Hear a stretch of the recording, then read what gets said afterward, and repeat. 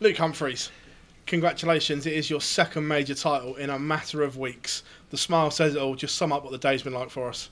Yeah, it's been a really, really tough day. I had to rely on that European Tour experience that I've had over the last couple of years, where I seem to play my best stuff in semi-finals and finals. But Rob Cross is good as that as well, so I knew that it was going to be tough tonight, and it is a grueling day.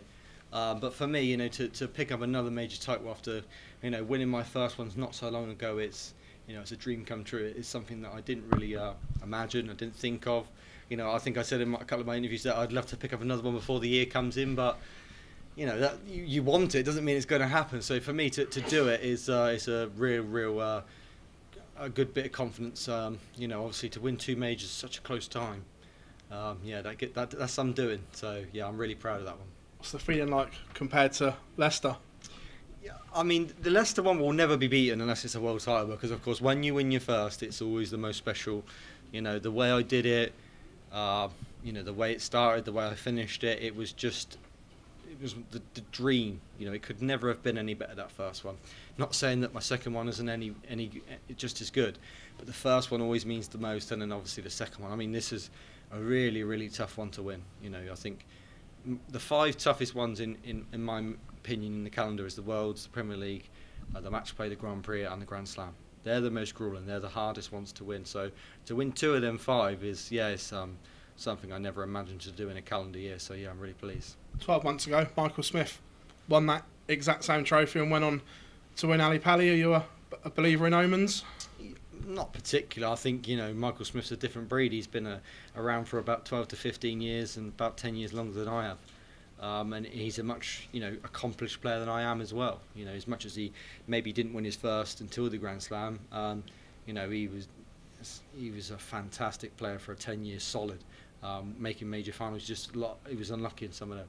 So yeah, I think Michael's obviously a much more accomplished player than I am. Obviously just because I've won the two majors out of the last two or three, it doesn't mean I'm just going to go to the Worlds and win that with ease. It's going to be even tougher. It's going to be harder.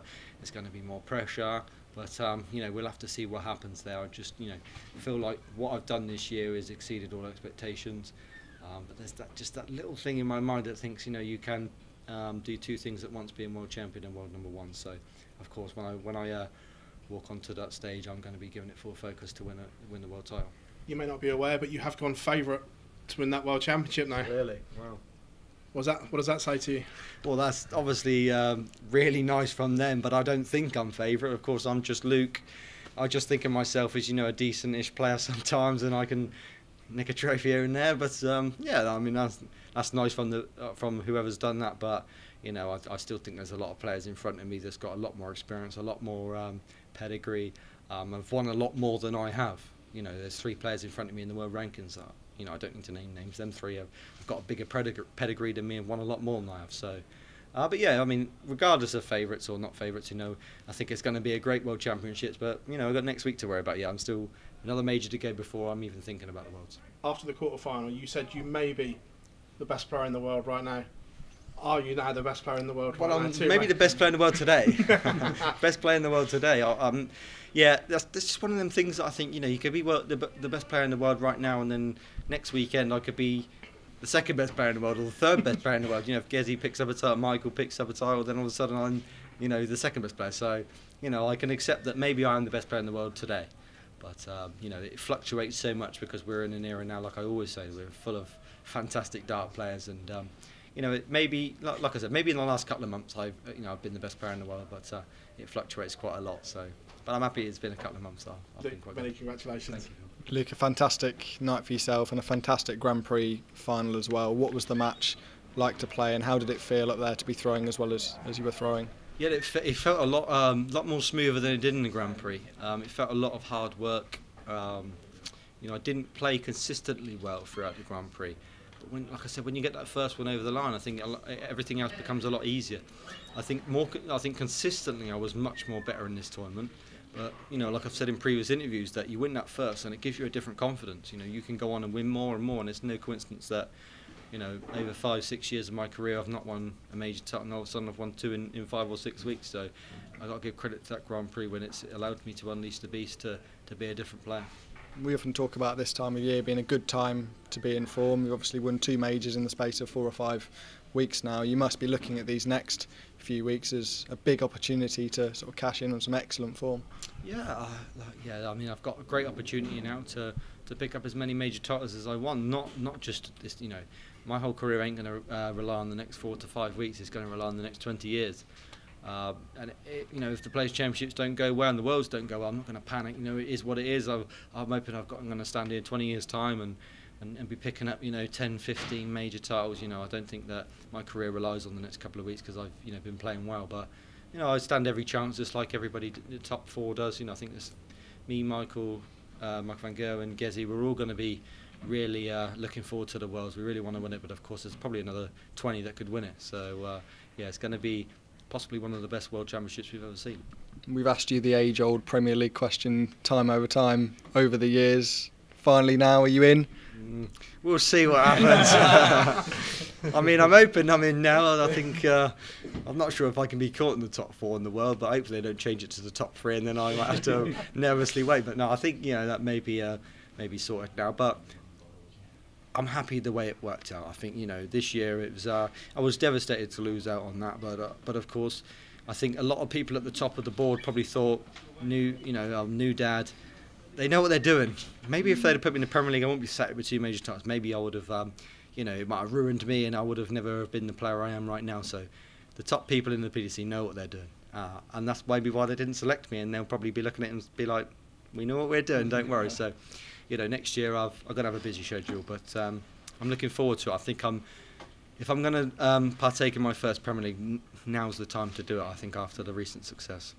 Cheers for your time this week, Luke. Congratulations. Lucas, you've got a tournament average of over 100, but you still look so fresh. How much more do you have in the tank? Not just for next week, but just moving forward. Oh yeah, go another 20 legs, yeah. I feel like I could go another game, but that's not. That's down to losing the weight and feeling more fresh and you know, doing things that suit me and help me towards these things. I probably could play another game up there. And about an hour and a half before the game, I'm thinking I'm really tired. Like, I don't know how this is going to go. So I think the adrenaline helps you through. The European Tour has been a massive catalyst for my success. I pay dividends to that because that really has helped me and made me the player I am today. So, you know, you start from the bottom, you work your way up, you win these, you know, Pro Tours, Euro Tours, all this experience takes you up. And then the Grand Prix title was massive stepping stone, and I feel like if I didn't win that Grand Prix, I don't think I would have played like I did in the final, but I felt relaxed, I felt at my best, and you know, I thought I had a fantastic tournament. To be fair, I know the semis wasn't my full potential, but you know, it's hard to play that well all the time. In the final, was it in your mind to try and hit that double 16 early? It took 13 attempts against James to finally get it, and then you hit it early on in this. Was the not so great performance against James in your mind heading into this final, or was it just completely gone and focused on? No, I mean, I won the game, so it was never in the back of my mind. You know, if you'd have lost the game, you probably would have gone home and it would have been in your back of your mind for a day or two. But you know, I think, like I just said, you can't be perfect. You can't always be 100 averages, massive 180s, massive checkouts.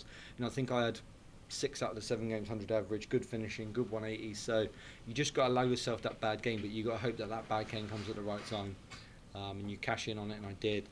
Allowed myself to get in the final and play well. So yeah, I think, you know, I didn't really didn't look too much into that the James Wade game because he's a tough player to beat, and you know, I just felt that I was never going to play my best against James because good friends, and as much as I played well against Ryan, so he's my best mate. But yeah, sometimes it's hard to play against people that you really do like. But he's been another massive part of my career. He's a good player, James, and we love practicing together. So he's helped me out this week as well. And you gave the World Grand Prix trophy to your father on his mantelpiece, but are you going to keep this one for yourself? I mean, he's got to get a bigger mantelpiece. I keep giving him trophies. I think the Grand Prix trophy was so heavy that I didn't think it would fit on his mantelpiece. But yeah, I'm going to keep this one, unless he wants to swap it. But yeah, I think I'll keep this one. But if he wants to keep it for a couple of weeks, then he can have it, of course. Because, like I said on the stage, I love my dad to pieces. He's been a massive part of my success, and I wouldn't be where I am today without him. So if he wants it, he can have it. Don't mind me. You might have to make room for another one in January. Now that would need a proper that would need a reinforced one, you know. But yeah, I'm hoping that that's the case. I'd love to be taking 3 trophies from my dad and say, yeah, sort that out. So yeah, that'd be a nice thing to have. But of course, like I've said many times, it's going to be a tough World Championship to win, and I'm really looking forward to it because there's fantastic players there. Luke, huge well done. Thank you. Thank you. Luke, you averaged over 100 in every game this tournament, apart from the one with James Wade. Yep. Do you think anyone can outscore you on the tour right now?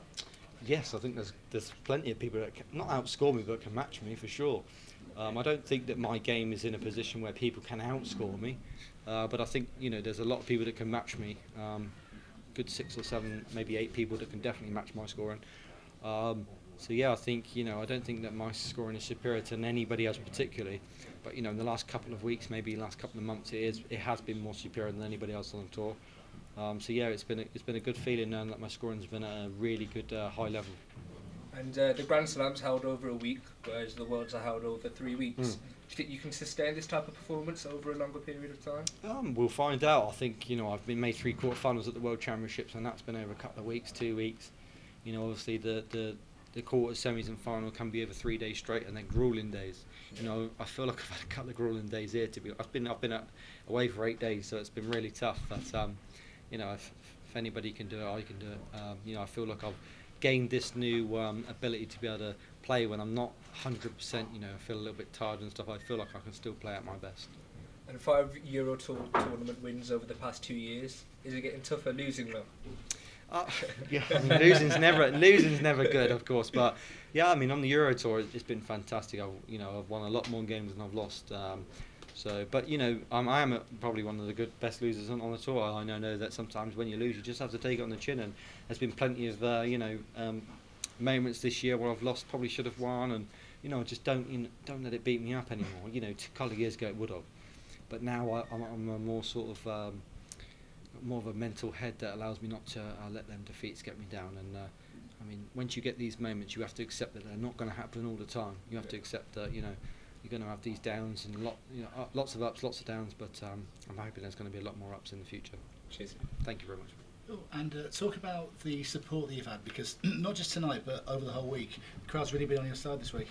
Yeah, I mean, the crowd's been fantastic. I mean, I've really enjoyed it, and I think on social media I've had a lot of people messaging in saying, oh, I'm boring, I've got no personality, all this type of stuff. People tag me and stuff, but yeah, I mean, apparently the crowd don't think I am, and my game has been in a good place. I think sometimes people forget that I've worked really hard to get to this moment.